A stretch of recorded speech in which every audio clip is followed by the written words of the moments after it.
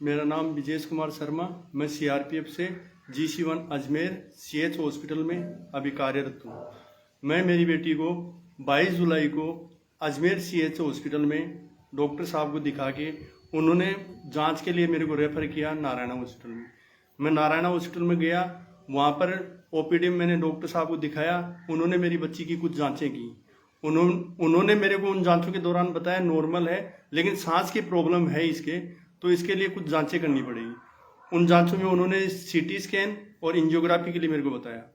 उन्होंने बोला अगर सैटरडे को आप एडमिट हो जाते हो तो आज शाम को आपकी CT स्कैन करवाई जाएगी। तो मैंने सैटरडे को ही मेरी बेटी को एडमिट कर दिया। उन्होंने शाम को CT स्कैन कर ली। CT स्कैन के उपरांत शाम को डॉक्टर जब ड्यूटी पे आए नाइट में, तो मैंने उनसे पूछा भाई CT स्कैन में क्या कोई दिक्कत आई है? बोला नहीं, नॉर्मल है। उन्होंने बोला एक एंजियोग्राफी और होगी। तो बोला कल तो संडे है, संडे को डॉक्टर साहब आएंगे नहीं, मंडे को एंजियोग्राफी होगी। तो मैंने मंडे को वेट किया। सुबह 9:30 बजे, रात को 2:30 बजे स्टाफ नर्स आके बोली इनको कुछ खिला देना, सुबह कुछ मत खिलाना। तो मेरी बेटी को मैंने जगाया। उन्होंने बोला पापा मेरे को भूख नहीं है। तो उन्होंने सुबह 9:30 बजे मेरी बेटी को बोले तैयार कर दो, एंजियोग्राफी के लिए जाना है। तो उन्होंने एंजियोग्राफी के लिए ले गए।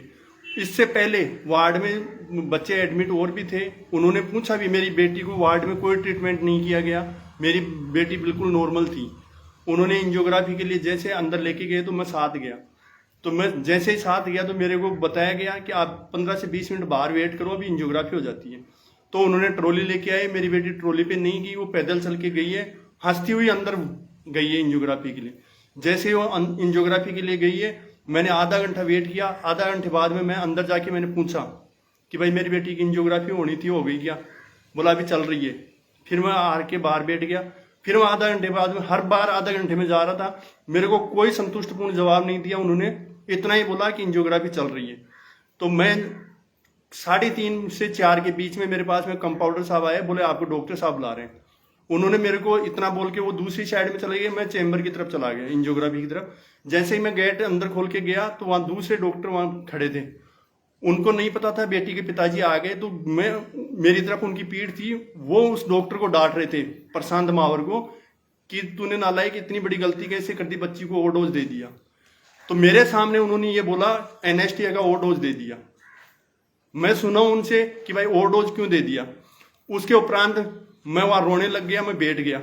मैंने डॉक्टर साहब से पूछा तो वो दूसरे डॉक्टर साहब मेरे को बोले मेरी बेटी का नाम भी पीयू ही है, आप घबराओ मत, सांस कम आ रहा है, अभी वेंटिलेटर पे ले रहे हैं। इतना बोल के वो वहां से मैं बाहर आ गया। मैं आया, उन्होंने वेंटिलेटर पर शिफ्ट कर दिया।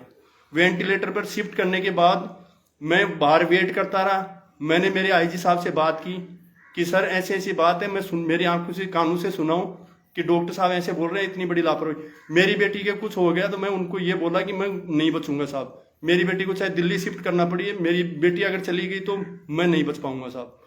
उन्होंने वहां से डॉक्टर साहब को उनको भेजा। हमारे 246 बटालियन से डॉक्टर साहब, CRO साहब आए। वहां आके हॉस्पिटल में उस पे वेंटिलेटर पे मेरी बेटी को देखने गए। वहां उन्होंने आके ये बोला आप भगवान के आगे हाथ जोड़ो, कुछ नहीं, बेटी बच जाएगी। मैं वहाँ मंदिर में गया, आरती किया, वहाँ से चन्ना अमृत ला के मेरी बेटी के होठ के लगाया।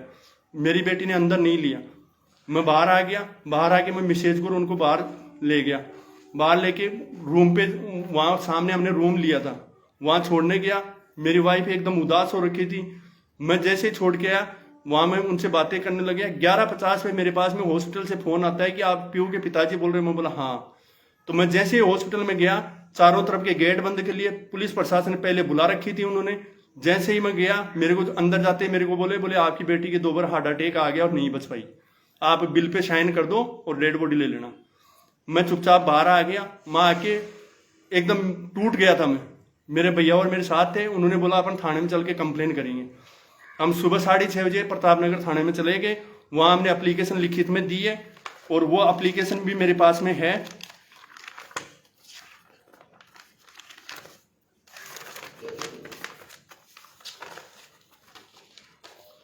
ये मैंने प्रतापनगर थाने में एप्लीकेशन लिखित में दी थी और इसमें मैंने मैं खुद लिखा था कि CCTV कैमरे की फुटेज तुरंत प्रभाव से वहां कलेक्ट करी जाए, लेकिन मेरी कोई सुनवाई नहीं किया। और 10:30 बजे के आसपास हॉस्पिटल से फोन आता है कि पीयू के पेरेंट्स यहाँ हल्ला कर रहे हैं, डेड बॉडी नहीं ले रहे, जबकि इसमें पुलिस थाने में जो मौजूद थे वो गवाह हैं, उनकी फोन डिटेल निकाल सकते हैं। हम सब थाने में बैठे थे उस टाइम, हॉस्पिटल में कोई नहीं था। और ऐसी ही सूचना मेरे उच्च अधिकारी आईजी साहब श्री विक्रम सिंह सहगल साहब को भी दी गई कि यहाँ परिजन हल्ला कर रहे हैं, डेड बॉडी नहीं ले रहे। तो इससे प्रतीत होता है कि हॉस्पिटल की क्या चालबाजी थी इसमें। दूसरी चीज, मैंने कंप्लेन देने के बाद में मैं सीधा पुलिस के पास गया हूं। पुलिस वहां से डेड बॉडी कलेक्ट करके वहां पर तुरंत जयपुरिया हॉस्पिटल में उन्होंने पोस्टमार्टम के लिए लेके गए और पोस्टमार्टम किए। मेरे को यह बताया गया था कि 7 दिन में आपको पोस्टमार्टम की रिपोर्ट मिल जाएगी। अभी तक मेरी बेटी के मेरे को कोई भी कागज हॉस्पिटल द्वारा, पुलिस प्रशासन द्वारा मेरे को ज्ञात नहीं कराया गया है कि उसमें मेरी बेटी का कोई भी कागज हो, मेरे को अभी तक नहीं दिया गया। न मेरे को पोस्टमार्टम की रिपोर्ट दी जा रही है। और मेरी एप्लीकेशन के ऊपर एक फॉर्मेलिटी के तौर पे पुलिस थाना प्रतापनगर ने ये मर्क दर्ज की है आईपीसी 174 के तहत। इतनी बड़ी लापरवाही में एक सीआरपीएफ का जवान जो देश सेवा में है, उसकी बेटी के साथ में इतना बड़ा हादसा करने के बाद इतने आराम से वो डॉक्टर सब जगह अपने काम कर रहे हैं और मैं एक दर दर भटक रहा हूं न्याय के लिए। ये एफआईआर की जगह मेरे को मर्ग दर्ज करके ये कागज मेरे हाथ में दिया है पुलिस प्रशासन ने। जबकि मेरा गुनाह क्या था, मैंने सीआरपीएफ के सीएच हॉस्पिटल अजमेर से मेरी बेटी को दिखाया हूं, उन्होंने मेरे को रेफर किया है और वो रेफर लेटर ये है। आज तक मेरे डिपार्टमेंट ये नहीं पूछा इसकी बेटी के कागज कहां हैं। दूसरी चीज, उन्होंने ये भी ज्ञात नहीं करने की कोशिश की कि इसकी बेटी किस वजह से खत्म हुई। आज मैं ये पूछना चाहता हूं, मैं हर आदमी को ये बताना चाहता हूं कि इतना राजनीति का प्रेशर राजस्थान में होने के नाते मेरी बेटी को न्याय नहीं मिल रही, मैं दर दर भटक रहा हूं। और मैं माननीय प्रधानमंत्री जी अशोक गहलोत जी, मुख्यमंत्री जी अशोक गहलोत जी, अमित शाह जी गृह मंत्रालय, हर जगह मैंने ऐसी कोई जगह नहीं छोड़ी जहां मैंने लेटर नहीं भेजा हो। ये मेरे स्पीड पोस्ट की रिसीव्ड कॉपी है। मैंने Rajasthan secretary IGP Rajasthan sector को भी भेज रखा है, director Narayana hospital multi specialist को भी भेज रखा है और राजस्थान पुलिस को भी भेज रखा है, डीजी साहब को, माननीय गृह मंत्री भारत सरकार को भी भेज रखा है, माननीय प्रधानमंत्री जी को भी भेज रखा है और संपादक महोदय जी को भी भेज रखा है।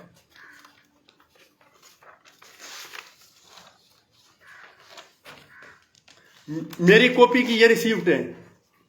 प्रधानमंत्री जी, गृह मंत्री जी, मुख्यमंत्री जी, चिकित्सा मंत्री जी, मैंने टोटल 18 पोस्ट स्पीड पोस्ट की है और उसका ये प्रूफ है। उसके बावजूद